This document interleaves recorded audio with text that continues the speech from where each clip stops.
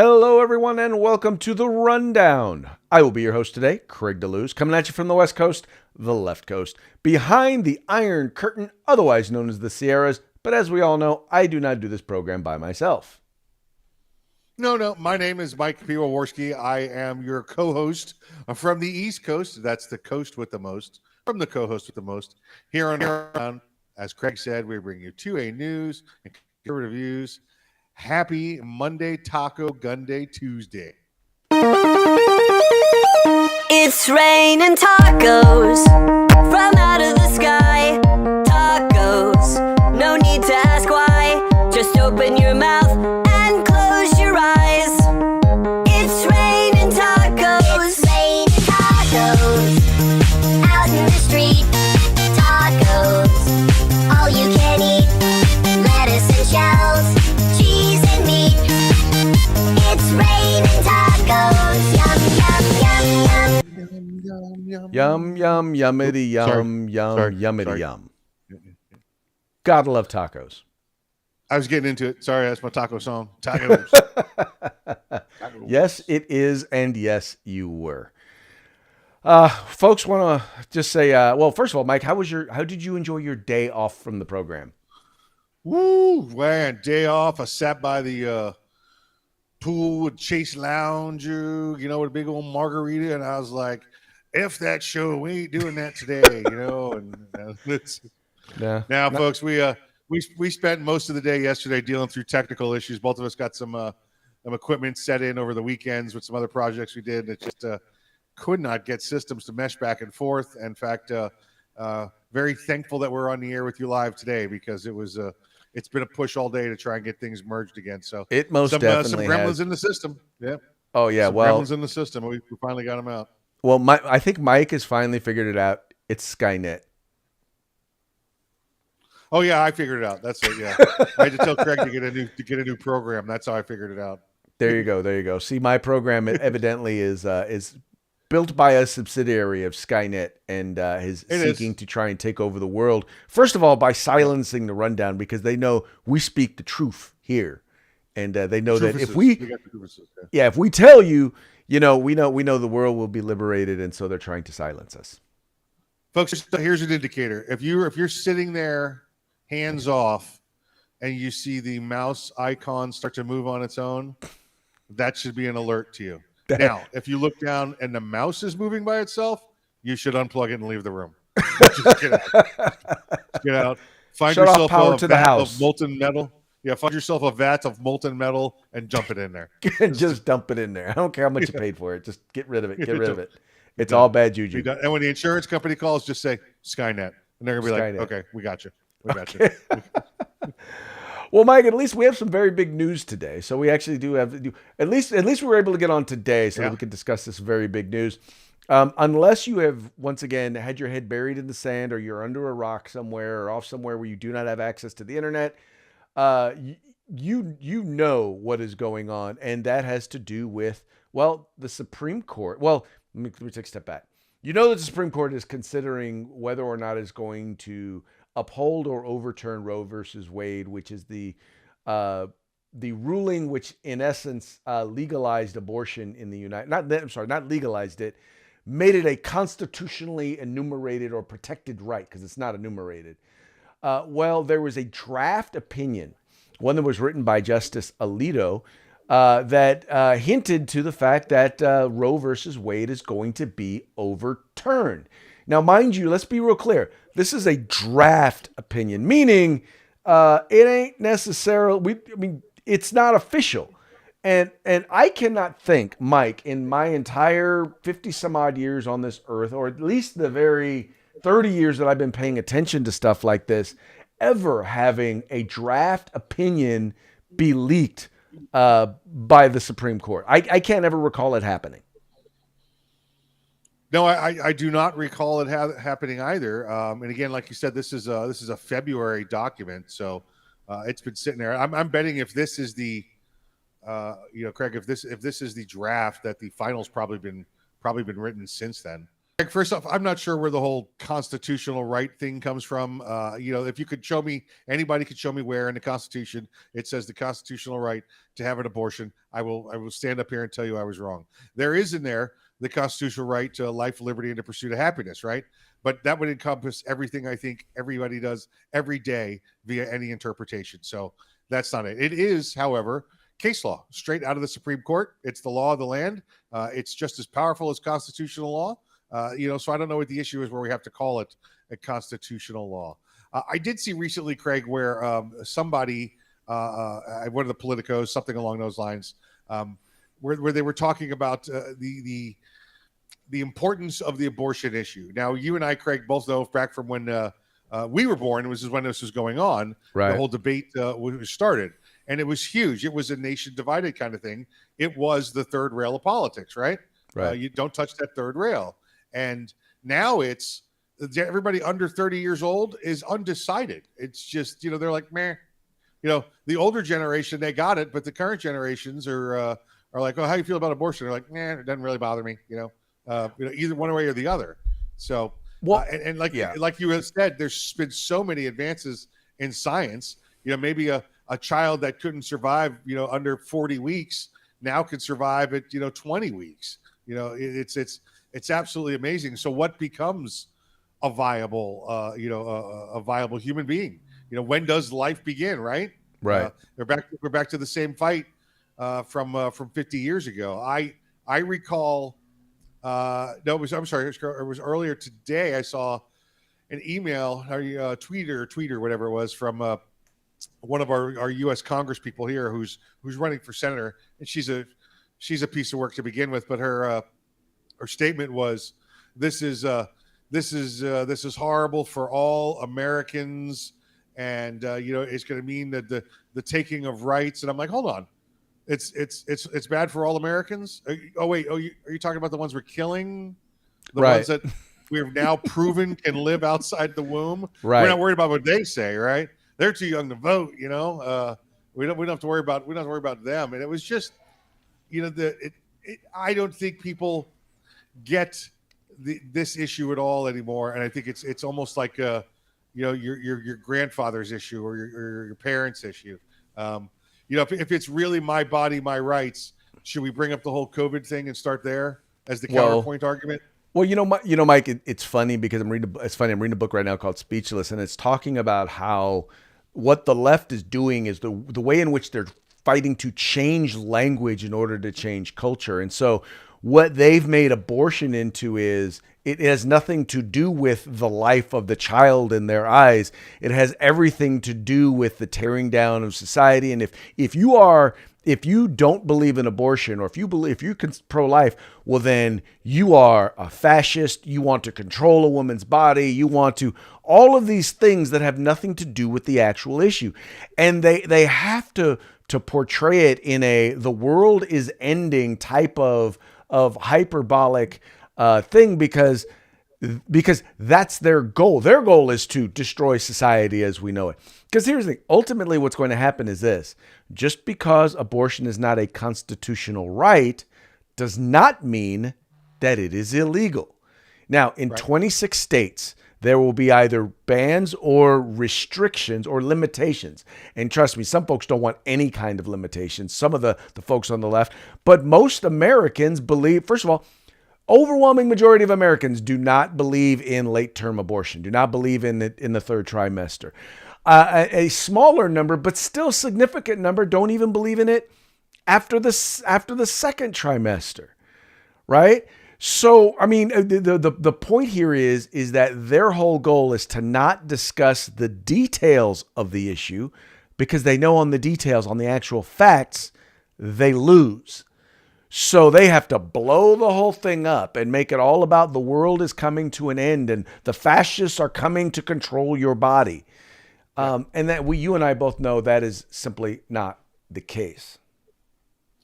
Right. And let's be clear on this. This will not make abortion illegal nationwide. This will return it to a states' rights issue. Right. Exactly. Yeah, I'm sure the Supreme Court will probably stick with some sort of a minimum like they've done with the Texas case where, it has to be post 12 weeks, notification of parents, that kind of stuff. But for the most part, this will probably end up, like you said, available in half the states, and in the other half of the states, they'll say abortion is illegal here. And for most of the people who believe in unfettered, unlimited abortions on demand, nothing changes for you. Nothing. Absolutely nothing changes for you. Let's be clear, that hasn't existed in almost 50 years as well. Right. Unlimited, unfettered. There's always been a restriction. There's always been restrictions. Well, they push to remove many of those. But anyway, needless to say, the left is going to use this as a political issue. But I have to be honest. I'm with you, Mike. I do not believe that this is going to be the political issue-based bat upon which they're going to hit a home run. I just don't. I honestly don't see it happening. This is, and when you watch the news reports, because they're already showing people gathering outside the Supreme Court, and not to stereotype, but this is all the Hillary supporters that are going to be there. This is all the criers, the 40, the 50, the 60-year-old women that are going to be there. That this, because this was their fight 30, 40 years ago. So most definitely. Well. Needless to say, this is not all that will be discussed on this particular issue. Well, I'm sure we're going to have a lot more that we're going to be talking about when it comes to this particular issue. All right, moving right along. There is a poll that is out. And according to this poll, guess what, Mike? Most people believe that Joe Biden is too old. Okay, let me clarify. There are a couple of things in this study. The first, and once again, this is a Harvard poll, so we all know that this is coming from the whacked out left. But this is, according to the Harvard poll, 67% of Americans say that Joe Biden should be impeached if Hunter Biden corruption proves true. Now, for those who say that the covering up of the laptop had nothing to do with the election, I think this proves you wrong. But the other thing that was noted in this particular poll, Mike, was that, they say 60% believe that Hunter sold influence. But then further down, there's a number here, and I'm looking for it, that noted in this study that they basically just believe that that Joe Biden is just too old to still be president. He is too old to still be president, Craig. He is 79 years old. I believe it's probably, listen, age is just a number, right? But we see what this guy's going through, and we know that his number is a bigger number than others. So I got a few facts here for you also, just in case, if you want to compare him to some other presidents. George Bush, President George Bush, 41st president of the United States, threw Saddam Hussein, along with the rest of the coalition forces, out of Kuwait when he was 67 years old. 67, George Bush accomplished that. Donald Trump brought peace to the Middle East. Peace to the Middle East, Craig, at 72 years old, right? Ronald Reagan, fall of the Berlin Wall and the eventual fall of the Soviet Union, 78 years old, still younger than Biden. But here are some things that President Biden can look forward to. And also John Glenn. John Glenn went to space at 77. It's actually not too late if we want to send President Biden to space. There's plenty of room to send him to space. On a commercial flight, mind you. Send him. On a private commercial flight. We're not, people can barely survive government anything. I wouldn't put a senior citizen on a government run flight to space. Let's see. Theodore Mumsen won a Nobel Prize for Literature at the age of 82. So if the president leaves now and starts writing his book, he might be able to get that one done. Dorothy Davenhill Hirsch went to the North Pole at 89. Listen, I think he could get there 10 years earlier. He could go right now and go to the North Pole and beat her by 10 years. He should go. And then, of course, Terichi Igarashi climbed Mount Fuji at 100 years old. I think it might take Joe 21 years to climb it. I think he should start now. He can't climb stairs. How is he going to climb Mount Fuji? No. He fell upstairs. Think about it. He might fall up Mount Fuji. He might fall up Mount Fuji. There you go. Yeah, there you go. So. Well, Mike, here's the thing. In this opinion, I think you would agree with me. It's less about age, and then I think it is about his physical and mental capacity to do the job. You're absolutely right. There are few jobs that are as stressful on an individual emotionally, intellectually. I mean, it is a 24/7 job, and when you see what it does to people. The problem was he was not up to the job when he was campaigning for it. We all knew that he was not. I mean, it was not going to get any better once he became president, because the job didn't get any easier than campaigning. No. Yep. Yeah. Listen, when they would take him out of the campaign for 7, 8, 10 days at a time, so they could, juice him back up with tapioca and Thorazine. Yeah, we knew that. Well, and Mike, that is probably what, in part, has led to the confusing messaging regarding COVID that has come out of the White House. This is obviously of no surprise. We all know that Dr. Fakey came out and basically said that we're out of the pandemic phase. And then you had the administration come out and say, yeah, no, we're still not necessarily out of the pandemic phase of this particular issue. And when Newsweek, the liberal publication of Newsweek, calls your messaging confusing, we know it's pretty darn confusing. Can we go back to that for one moment, real quick? That image there. Oh, there you go. I forgot. Get one last look at your girl, Jen Psaki. I know. She's on her way out, bruh. You're just gonna have to tune over to MSNB Hee Haw and watch her.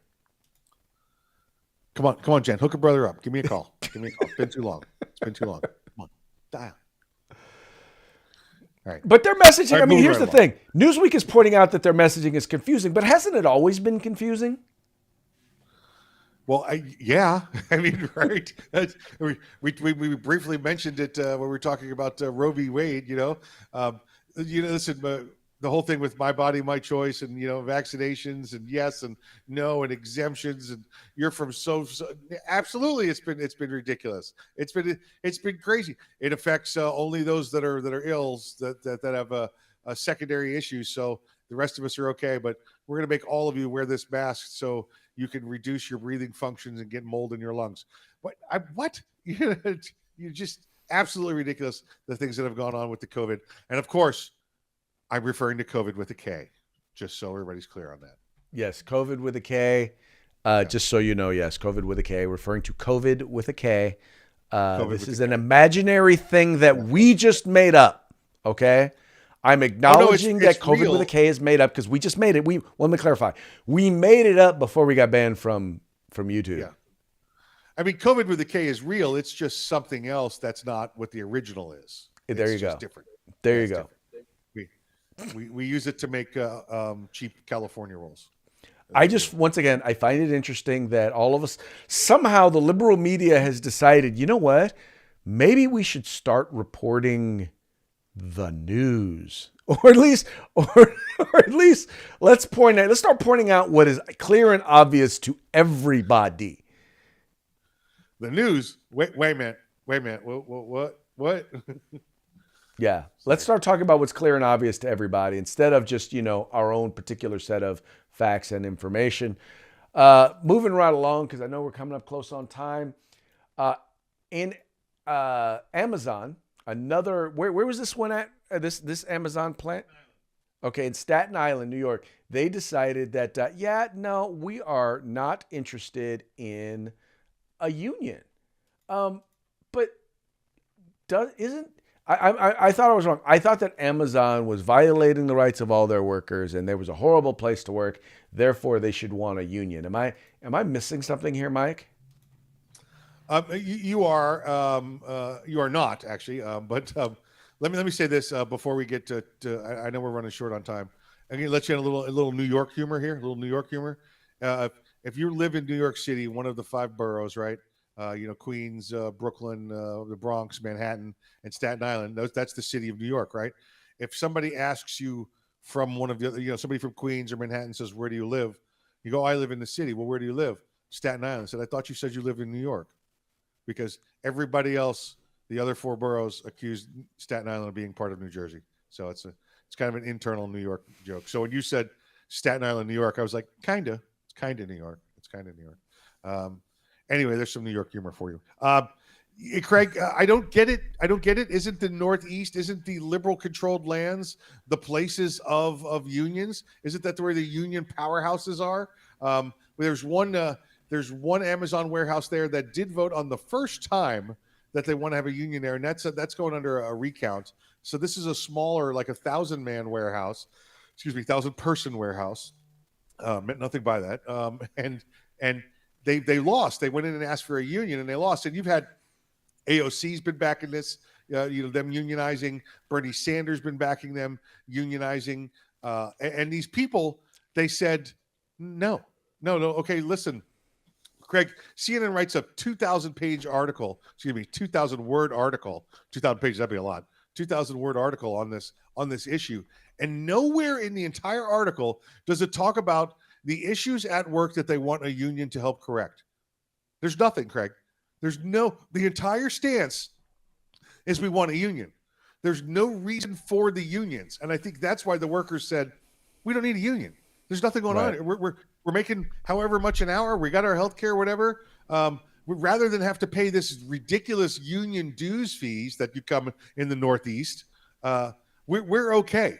We're okay with the 90% we have here. That's great.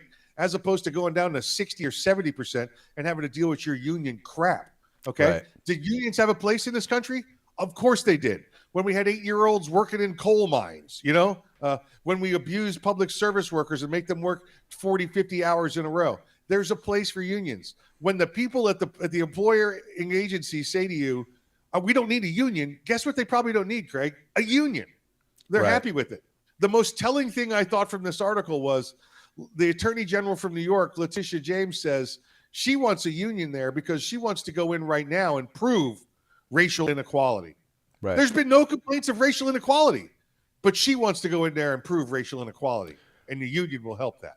Well, let's just be clear. Understand that the original unions were actually founded specifically, and when I say specifically, the impact of initially of labor unions were to lock freed black slaves out of jobs.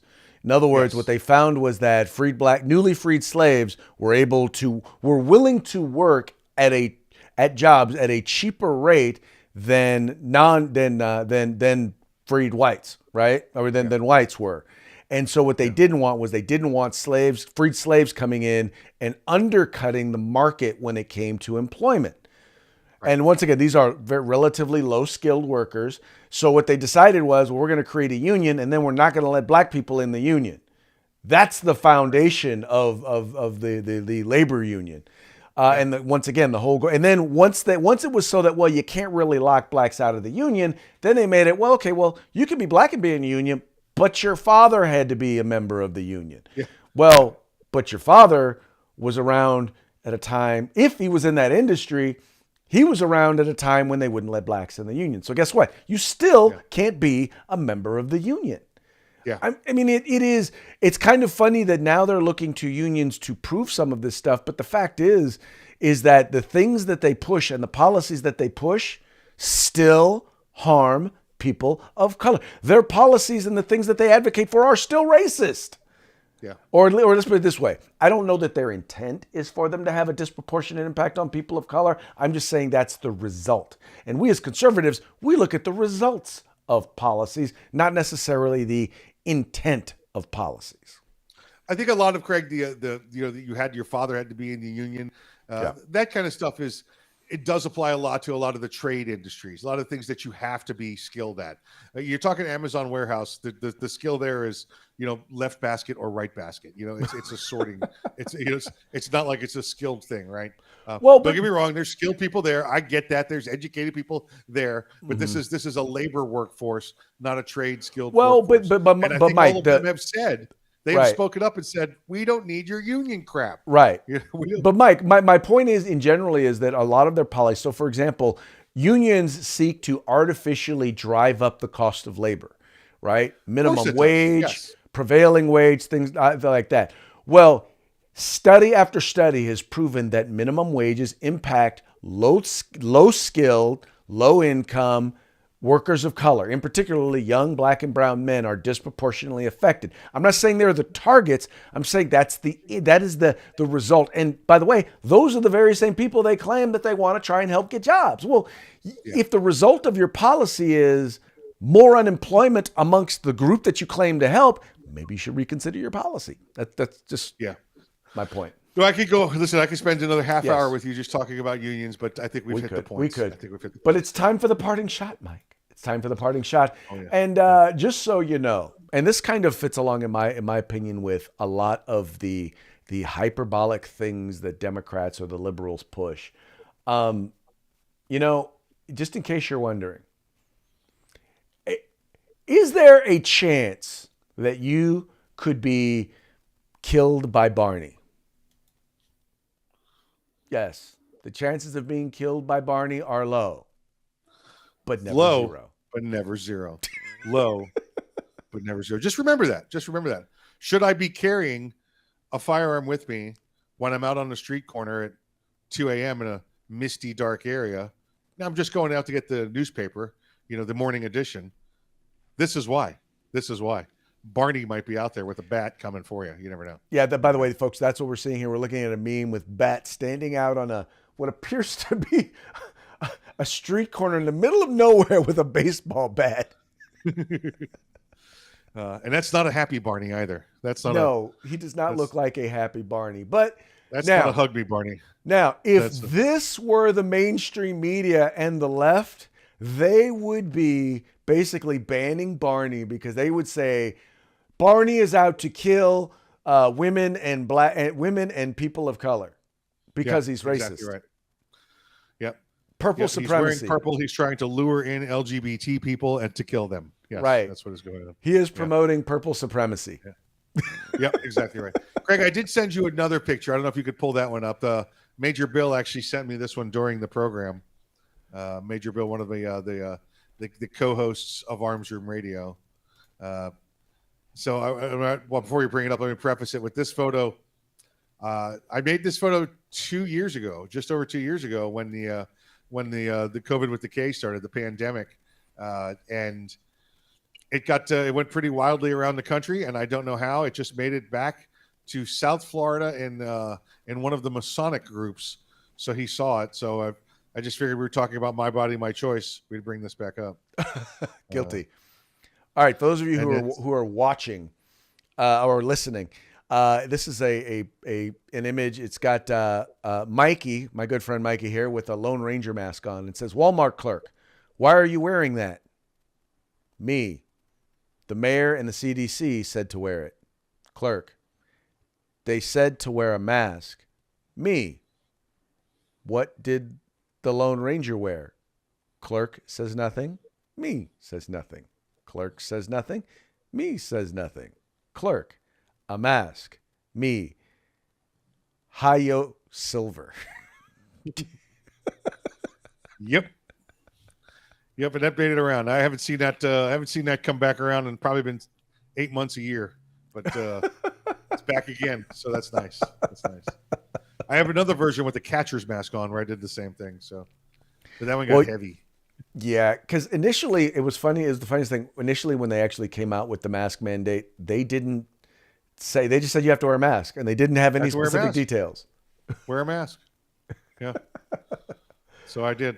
I got me a Lone Ranger mask. That's what I wore. There you go. There you go. Hey, Mike, let's go ahead and give a quick shout out to our sponsors. Let's say hi to Gorilla Machining, Grid Defense, and of course our good friends at the California Republican Assembly. Yes, folks, please make sure, check them out. Check out the links. Their links are in the description to this video or audio program. Just go ahead and check it out. If you like what you see there, kick them down a few dollars and let them know that the folks over at The Rundown sent you. With that, we're going to say goodbye, and we will see you again tomorrow on Hump Day. Yeah, that's right. Tomorrow's Hump Day. And Mike. Remember, like, share, subscribe, and encourage your friends to do the same. See you tomorrow. See you tomorrow.